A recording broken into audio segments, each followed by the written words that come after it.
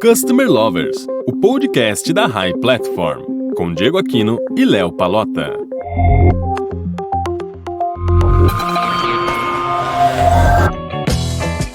Oi galera, que começa mais um podcast Customer Lovers. Eu sou o Diego Aquino da High Platform. Eu sou o Leonardo, Head da High Academy, a primeira escola de Customer Experience do Brasil. Léo, para começar eu tenho uma pergunta para você. Conquistar novos clientes é mais difícil do que expandir a venda dentro de uma base de clientes? Qual que é a sua opinião sobre isso? Na verdade são dois desafios, né, Di? Mas não tenha dúvida que é bem mais difícil conquistar novos clientes do que aumentar o ticket médio dentro da base dos clientes, não há dúvida disso. Mesmo porque os clientes da base já conhecem você e sua oferta e você já tem muitas informações sobre eles, o que acaba ajudando muito esse processo de vendas. Mas de qualquer forma, esses dois desafios são importantes para qualquer equipe comercial. Exatamente, Léo. Hoje muitas companhias investem pesado na conquista de novos clientes. Porém, elas não trabalham de modo eficiente com aqueles que já contam com uma relação com a marca e podem apresentar maior abertura para essas oportunidades comerciais. E para falar sobre isso, temos aqui o Juliano Melchior, diretor de negócios estratégicos da High Platform. Ju, para começar, eu queria que você falasse um pouquinho do trabalho que você tem no Instagram, que a gente estava acompanhando, que fala bastante da área comercial e traz bastantes insights pro pessoal. E a minha primeira pergunta é: gestão da carteira de clientes. Como que eu identifico oportunidades e ameaças? Bom, Diego e Léo, primeiramente, muito obrigado pelo convite. Estou super feliz aí de fazer parte desse movimento de Customer Lovers aqui que vocês estão promovendo. Um movimento aí disruptivo, inovador e único aqui no nosso mercado de Customer Experience. Bom, em relação ao Instagram, eu tenho um canal, né, de vendas, onde eu falo sobre vendas no dia a dia. Tem uma série diária onde eu falo sobre definições de vendas, né, o que é uma venda, e todo dia eu coloco lá uma definição que eu acredito que ajuda os vendedores de uma maneira geral. E o meu canal chama-se Dom de Vender, né? E eu acredito que todo mundo tem o seu dom e, ao contrário do que todo mundo pensa, o dom a gente pode se desenvolver. Todo mundo nasce com um dom e a gente pode desenvolver ele, principalmente quando a gente fala de vendas, né? Então, se a gente desenvolver o dom da habilidade de prospectar, a habilidade da gente conseguir achar novos clientes e também, obviamente, de cuidar dos clientes, né? E mais do que isso, vender dentro das bases de clientes, que é o que nós estamos falando sobre aqui, né? Então, quando você pergunta aqui sobre gestão de carteiras, identificação de oportunidades e ameaças, isso é um tema tão importante, né? E muitas vezes tratado de forma secundária dentro das empresas. Não por negligência das empresas, mas pela complexidade da gestão e dos números de variáveis envolvidas, né? Por isso que quando a gente fala de clientes, diferente de quando a gente fala de prospects, a gente se preocupa de uma maneira muito mais, né? Com muita mais preocupação. E aí eu trago alguns exemplos, assim, quando a gente fala do nível de complexidade das variáveis que a gente trata quando a gente está falando de clientes, não só de leads. Dentro de um cliente, por exemplo, qual é o nível de relacionamento que a gente tem com ele? Eu estou tratando com o nível operacional, eu estou tratando com os decisores, eu estou tratando em nível estratégico. Qual que é o nível de gestão que eu tenho esse relacionamento? Isso precisa ser considerado para eu identificar oportunidades e ameaças. Outra questão, situação financeira. Como que eu vou oferecer uma coisa nova para um cliente se esse cliente eventualmente está inadimplente dentro de casa? Então, quem está cuidando da conta precisa ter essas preocupações. Que ticket médio que esse cara compra? Se ele compra um ticket muito baixo, não adianta eu chegar com uma estratégia de vendas extremamente grande que esse cliente não vai ter capacidade de comprar. Então a gente tem que ter essa sensibilidade de se preocupar com isso, né? Um cliente paga em dia, não paga em dia, né? São preocupações que um gerente de conta, um executivo de vendas precisa ter. Satisfação, né? Esse cara está satisfeito com a gente, não está satisfeito. De repente eu preciso cuidar primeiro da satisfação para depois fazer uma nova oferta. Então a identificação de oportunidades e ameaças primeiro passa por uma análise de conjuntura, para a gente conseguir saber qual é esse território, para saber de que maneira que a gente pode começar a conversa para a gente poder identificar de fato essas oportunidades. Tá? Tem um outro ponto que eu acho importante também, que é em relação a que tipo de atenção que essa empresa precisa, né? Ele quer vender com escala, ele quer comprar com escala, qual é o objetivo que esse cliente está? Então tem alguns aspectos que a gente precisa considerar, são alguns exemplos aqui para identificar oportunidades e ameaças dentro dos clientes. Ju, só para entender, você comentou que você precisa identificar essas oportunidades e ameaças dentro das empresas, mas para ser competitivo, basta somente isso, detectar essas oportunidades? Show, boa pergunta, Léo. Na verdade, a competitividade é um tema amplo, né? Do ponto de vista comercial, quanto mais presente você estiver no cliente, mais está exposto aos planos, aos desejos, às necessidades desse cliente. Então a gente tem que tomar cuidado, né, para ativar esse radar dentro do cliente, do ponto de vista comercial, né, para que você consiga identificar essas oportunidades, só que isso não é garantia de competitividade, né? Você identificar realmente uma oportunidade ali dentro, você precisa dar vida a ela, né? A hora que você identifica, se você não fizer nada com ela, ela não vira realmente negócio, né? E o objetivo que a gente tem aqui é de reter esse cliente, de ampliar o ticket médio, fazer com que esse cliente de fato use mais os produtos e serviços que você está comercializando ali. Então a primeira coisa é dar vida, né? Mostrar a real aplicabilidade para o cliente num investimento que seja acessível, que motive o cliente a aproveitar aquela oportunidade que você detectou, né? Então, para que efetivamente a gente seja competitivo, a gente precisa dar condições e ter condições de entregar aquele produto e serviço que é fruto da oportunidade que a gente identificou, né? Um outro aspecto sobre competitividade e oportunidade que eu acredito também que é importante é a forma como você conduz essa nova ideia dentro do cliente. Porque, explicando de uma maneira mais tangível... Nova ideia, você quer dizer nova oportunidade. Exatamente, porque como você vai fazer a condução, né? Você identificou essa oportunidade. Como que você vai falar isso para o cliente, né? A forma como você vai conduzir essa identificação dessa oportunidade vai fazer total diferença para o sucesso ou não de vingar aquela oportunidade que você identificou.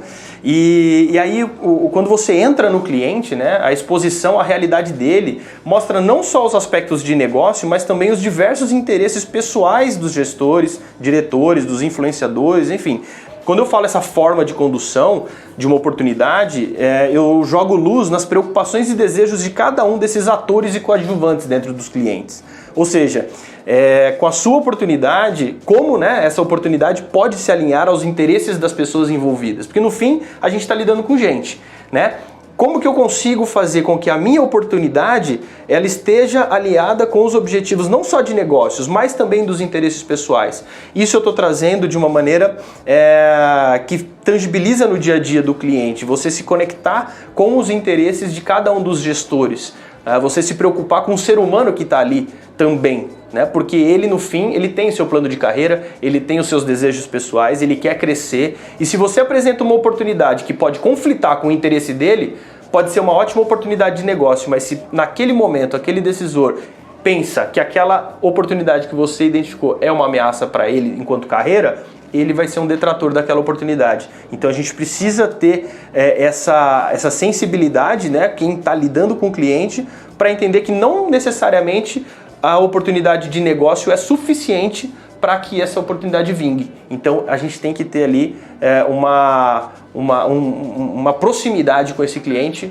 muito boa. Então, ou seja, o grande desafio que você tem em tudo isso é tentar casar essas duas oportunidades, a oportunidade de negócio e a oportunidade do momento, seja de carreira, seja o momento daquele gestor ou decisor que está do outro lado ali na frente. Exatamente. E eu acredito que efetivamente você será competitivo quando você conseguir conectar esses dois aspectos, né? O aspecto de negócio com o aspecto dos interesses pessoais, e aí a gente une essa competitividade para o que os clientes vão arriscar realmente a apostar na sua ideia, quando você concatena tudo isso. Legal.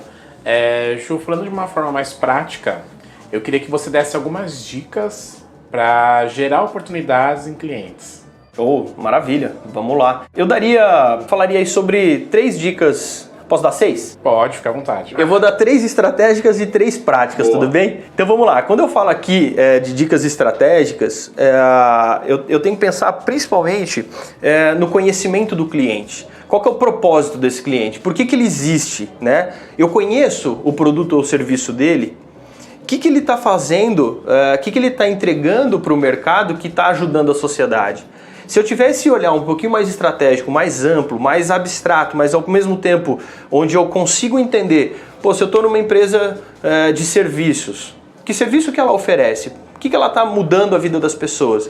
Isso vai me ajudar a me nortear como eu vou fazer essa identificação de oportunidade dentro dos clientes. Então, do ponto de vista mais estratégico, é uma visão mais generalista, vamos falar assim. Tá? Uma outra dica que eu falo é sobre o que impede o teu cliente de ampliar a participação no mercado. Então, dependendo das perguntas que você faz para o seu cliente, você consegue ter respostas que te levam a oportunidades. Então, quando você entende o que está impedindo esse cliente de ampliar o mercado, é estrategicamente uma pergunta que vai te direcionar também para a oferta do teu produto ou do teu serviço, né? E por último aqui, das dicas estratégicas, eu pergunto qual é o foco e o plano de crescimento para este ano. Então, isso é uma pergunta geral que estrategicamente te dá a direção sobre o tempo que você pode ou não fechar um negócio. Então, se o plano de negócios do cliente é trabalhar com satisfação e não crescimento, se você tem um produto que entrega satisfação, provavelmente você vende esse primeiro do que aquele que gera crescimento, né? Dando um exemplo aqui genérico, só para a gente tangibilizar. E quando eu trago aqui as outras 3, né, dicas mais tangíveis ou mais práticas, vamos falar assim, a primeira para o dia a dia é agenda uma reunião hoje com o seu cliente. Então, pega o telefone, manda um e-mail, seleciona aí 10 clientes e agenda a reunião hoje. Se conecte com o teu cliente, né? Não espere a oportunidade vir até você, vá até a oportunidade. Para isso, você precisa se conectar. A primeira coisa é marcar uma reunião, esteja presente, né?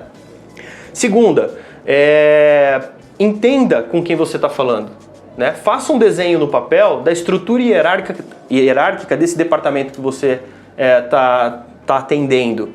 Quem são os atores, né? Quem são os coadjuvantes, ou seja, quem são os decisores ou influenciadores naquele cenário que você está trabalhando. É muito importante, é super prático, é você pegar uma folha de papel, saber quem é a pessoa, perguntar para essa pessoa como é a estrutura, quer dizer, entender quem são as pessoas que estão ali, que podem influenciar o teu projeto, o teu produto, o teu serviço, faz total diferença na maneira como você vai costurar a sua oportunidade dentro daquele departamento, correto?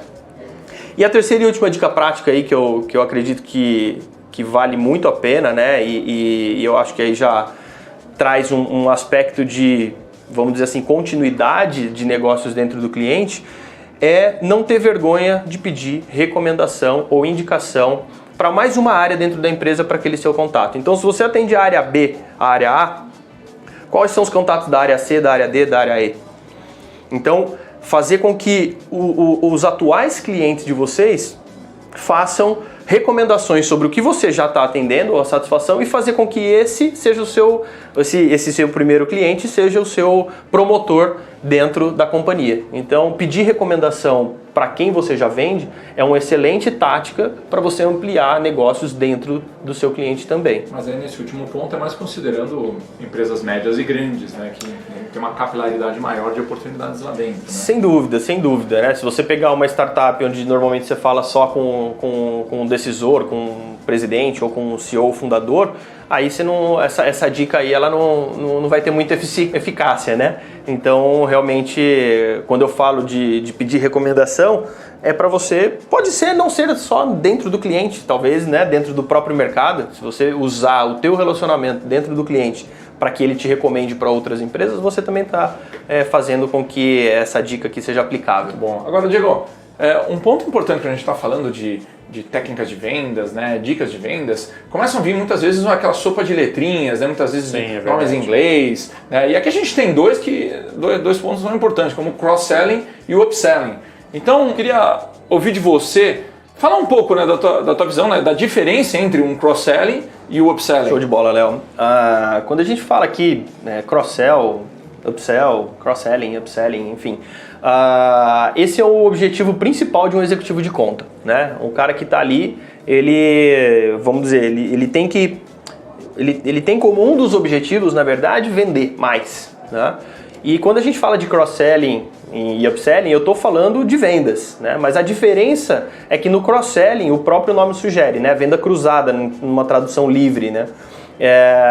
Ou seja, quando você consegue emplacar diferentes soluções de produtos ou serviços além do que o cliente já utiliza. Então, quando eu estou fazendo um cross, quando eu estou fazendo uma venda cruzada, se eu vendo o produto A, mas eu tenho no meu portfólio o B, o C e o D, cross-selling significa que eu preciso vender o B, o C e o D além daquele que eu já vendo, né? Que é exatamente o contrário do upselling. Se eu já vendo o produto A, né, aumento de venda, né, na tradução também livre aí, significa que eu vou vender mais do mesmo produto.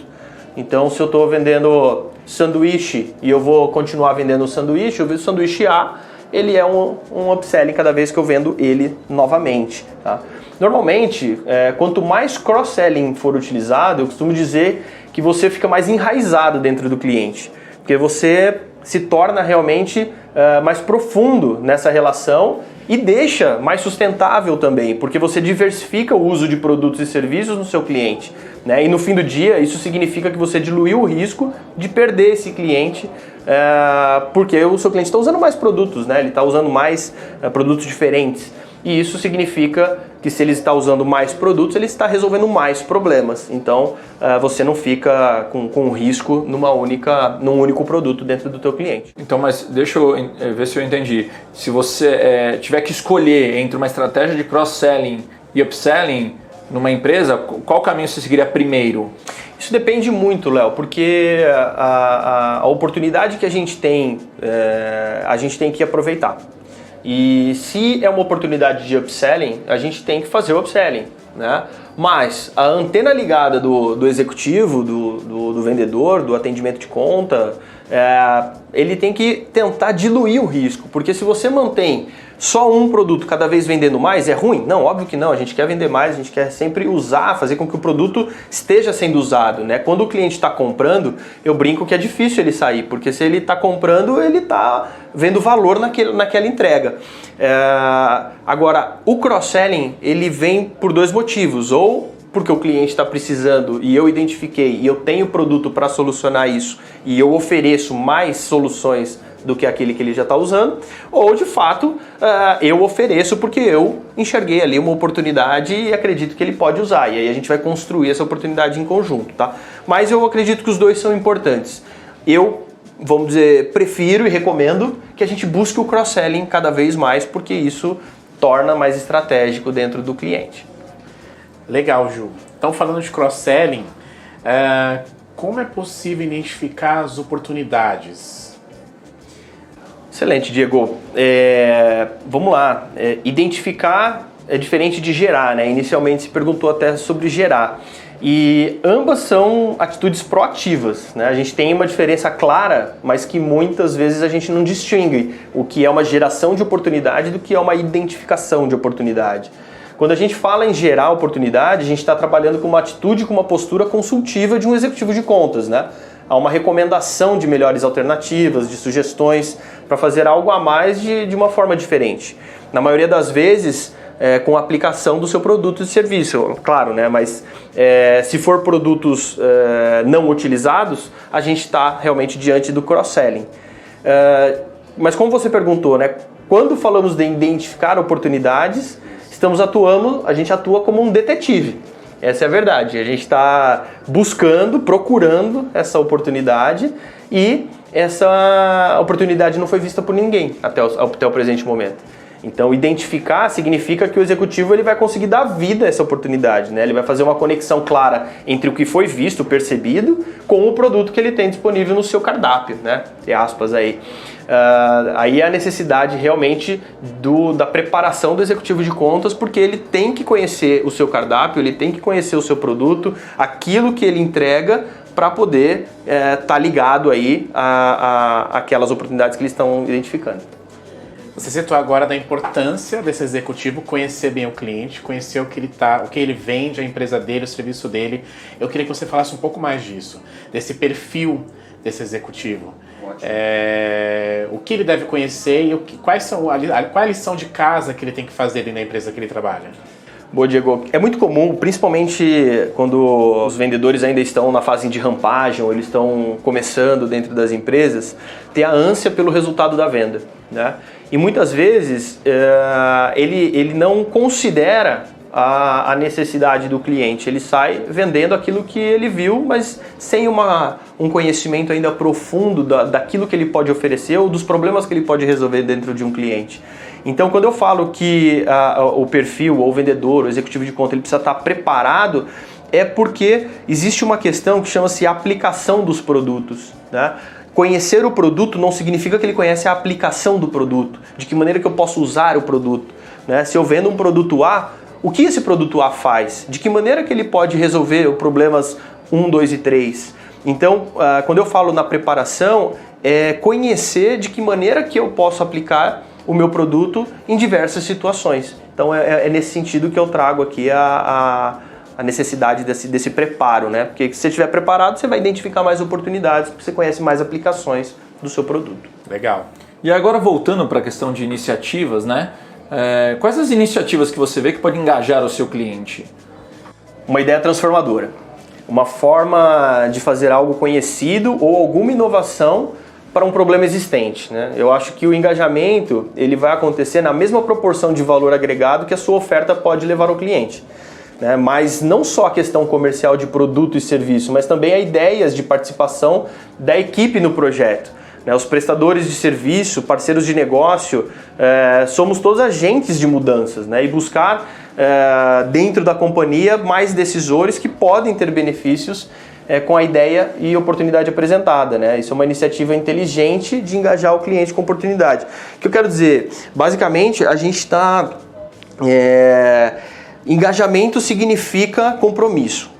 É o compromisso dele com a sua proposta, com a proposta do que o vendedor levou a isso? Exatamente. Porque imagina o seguinte, se eu estou identificando uma oportunidade e não tem adesão a essa oportunidade, é raro a maneira como esses clientes vão levar para dentro, né, essa oportunidade ou fazer com que isso de fato vire negócio. E quando eu falo aqui de envolver mais pessoas, eu quero dizer que quando você enxerga que o seu produto pode ajudar outras áreas, você pode conversar com o seu ponto focal e mostrar para ele, falar, poxa, se eu estou na área de comunicação, será que marketing também não pode se beneficiar desse produto ou desse serviço? E se sim, talvez aquele gestor passe a ser um apoiador do teu projeto, da tua ideia, dessa nova oportunidade. E isso gera engajamento. Porque se um pode ter resultado junto com o outro, no mínimo dividir verba eles vão para te pagar. Então você já conseguiu um engajamento ali. Então essa conexão entre potenciais gestores dentro do teu cliente, né, principalmente aí médios e grandes que a gente está comentando, é uma maneira de engajar. Quando você consegue fazer com que o seu produto ou seu serviço ajude mais de uma área, mais de um gestor, você consegue potencializar o engajamento dentro do cliente. Ô Juliano, falando um pouco sobre relacionamento com o cliente, que acho que a venda também faz parte disso, né? Mas como um bom relacionamento com o seu cliente, ele pode ajudar no momento da venda. E eu queria perguntar um pouquinho mais, qual o papel do sucesso do cliente nesse aspecto? Boa pergunta. O que eu posso falar com propriedade aqui, né, que nessa função de negócios estratégicos que eu desenvolvo há praticamente mais de 2 anos, eu tive exposto a diversos níveis de relacionamento. E os maiores negócios que eu realizei foram frutos de um relacionamento desenvolvido dentro desses clientes. Por quê? Porque a gente estabelece um nível de confiança. E eu costumo dizer que quando a gente fala assim, o bom relacionamento, como que ele pode ajudar na venda? Quanto mais transparente ele for, quando você mostrar, entre aspas, vulnerabilidade, ou seja, você é igual ao cara, mas você está querendo o mesmo resultado que ele, né? Se colocar do lado do teu cliente, estabelecendo um nível de relacionamento sincero. Você não está ali simplesmente para bater a carteira dele, para vender mais, simplesmente para emitir a nota e para receber. Não, você está junto com ele no propósito dele. E o relacionamento, ele permeia tudo isso. É ele que vai garantir que você estabeleça uma proximidade dentro do teu cliente que vai gerar confiança. né? Então, hoje eu digo que não tem como haver uma venda se não houver confiança. E quanto mais relacionamento, mais gera-se confiança. Se gera-se mais confiança, mais venda. Você perguntou sobre o sucesso do cliente.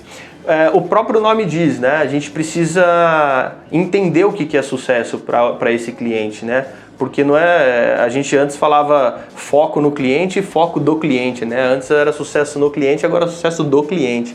Então, eu acho que muito mais do que você simplesmente estar ali como um prestador, eu acho que você pode agir como um consultor, né? Então, o papel do sucesso do cliente, na minha opinião, ele é um papel de consultor, porque ele está no dia a dia operacional da conta e ele tem acesso às dores, mas muitas vezes ele não age como um profissional ativo. Ele está ali simplesmente levantando a mão, né, e se tornando um cara disponível, né? Eu vejo muito isso acontecer dentro das empresas. E estar disponível é bom? É bom. É suficiente? Tenho minhas dúvidas, porque ali isso não garante o sucesso do cliente, simplesmente a disponibilidade. Acho que existe uma necessidade aí que eu vejo que ainda há uma carência de ter uma proatividade, né? De se preocupar realmente em atingir os KPIs, em buscar realmente o resultado para que o sucesso do cliente seja atingido. Léo, tem uma pergunta para você. Dos fornecedores que tem na sua casa, telefonia, TV a cabo, tem algum que você não está satisfeito com o atendimento? Não, tem vários, né? Aí se for citar todos, acho que a grande maioria, né, das pessoas tem sempre um problema com algum fornecedor. Tenho dificuldades, só que uma coisa que o Juliano falou agora é assim, em nenhuma dessas pessoas que eu tenho uma certa dificuldade, eles ligam para mim, né? Eles ligam para mim para tentar ver se eu estou bem, se eu não estou bem, porque assim, muitas vezes eu não estou num nível de estresse que eu vou ligar para ele. Porque de repente eu não tenho um problema muito grave, mas eu não estou 100% satisfeito com aquele serviço. E ao mesmo tempo eles não sabem disso. Só que como não tem uma pessoa ativamente, ou um processo, né? No caso de uma telefonia, obviamente ninguém vai ligar para todos os clientes, mas precisa ter um processo para captar essa informação minha. Então isso que o Juliano falou, envolvendo a sua pergunta, eu também estava imaginando não só os fornecedores de casa, os fornecedores que eu tenho aqui na High Academy, né? Então, ou seja, eu uso uma plataforma, eu uso outros serviços onde a pessoa está disponível. Então eu ligo para ela, essa pessoa vai efetivamente me atender. Só que a questão não é suficiente, porque eu estou precisando de ajuda e muitas vezes eu tenho tantas coisas que eu não vou ligar para ela e falar, preciso da tua ajuda. Então eu espero muitas vezes uma proatividade daquela pessoa, né, para entender regularmente. Eu acho que eu entendo um pouco do que o Ju está falando, né? Entendi. Onde eu queria chegar é que eu tive um problema com o banco, no atendimento, enfim, e no mesmo dia eles me ligaram para vender um serviço. Então aquilo me deixou impactado, sabe? Poxa, eles estão conseguindo resolver um problema que existe e querem me vender um novo serviço. É complicado. Eu queria que você falasse um pouco disso, Ju. Eu acho que isso, infelizmente, ainda é muito comum dentro do mercado, que é o seguinte, a gente está vivendo e iniciando a era dos dados, né? As empresas hoje têm muita dificuldade de conectar esses dados e isso impacta a experiência desse consumidor, a experiência do cliente, consequentemente a venda, né? Por quê? Porque você, com um problema insatisfeito, esse dado da sua insatisfação não chegou para quem está com o desafio da meta, o desafio da venda. E aí ele pegou você lá como um potencial cliente para te ligar, só que sem o conhecimento de que você não estava ali com a satisfação em dia para poder fazer uma nova compra. E infelizmente isso faz parte do nosso cotidiano. A gente, pensando principalmente, né, como o tema aqui de identificar oportunidade e tudo mais, a gente precisa considerar esse histórico que existe. Isso é um dos aspectos, inclusive, que a própria High Platform entrega, né? Que é um dos grandes diferenciais competitivos aqui da plataforma, porque ela consegue conectar esse histórico dos clientes para poder fazer um atendimento com mais qualidade, um atendimento onde surpreenda o seu consumidor. E cada vez mais as empresas estão se preocupando com isso. Isso é um dos grandes sucessos da High Platform, porque a gente consegue vender algo que hoje o mercado não tem, que é a integração desse histórico em tempo real para a gente conseguir melhorar a satisfação e, obviamente, ajudar, inclusive, na venda. Justamente, né, Juliano, para venda não virar um atendimento de reclamação, né? O que é para ser algo positivo virar algo negativo. Exatamente. É uma grande... Isso, a hora que você está insatisfeito e alguém te liga para vender, você fica mais insatisfeito ainda, né? Porque você é ignorado pelo seu problema e ainda querem tirar dinheiro mais de você, né? É assim que você se sente. O consumidor fica ali vulnerável duplamente e isso para a marca é ruim. Não, é falta de integração entre as áreas da empresa, né? E é muito comum a gente ver as empresas hoje aqui, né? Bom, foi fantástico este bate-papo que a gente teve com você, Ju. A gente pode ver como o bom relacionamento com o cliente impacta efetivamente nas vendas de uma empresa e como isso pode gerar um crescimento para a marca. Então eu queria agradecer o Juliano pelo bate-papo e esperamos que você volte mais vezes para trazer o seu conhecimento para nós. Eu que agradeço, Léo e Diego, pela oportunidade. Foi um prazer aqui e que esse podcast perdure por muitos Customer Lovers. E me sigam lá no Instagram, então, Juliano Melchior com 2 Hs, né? Melchior com 2 Hs. E, enfim, muito obrigado. É isso aí, Diegão. Mais um podcast fantástico e a gente se vê no próximo episódio, então. Sim, até a próxima, pessoal. Caso queiram sugerir temas, não se esqueçam de ir até a nossa página nas redes sociais e mandar pra gente. Um abraço. Um abraço, gente. Um abraço.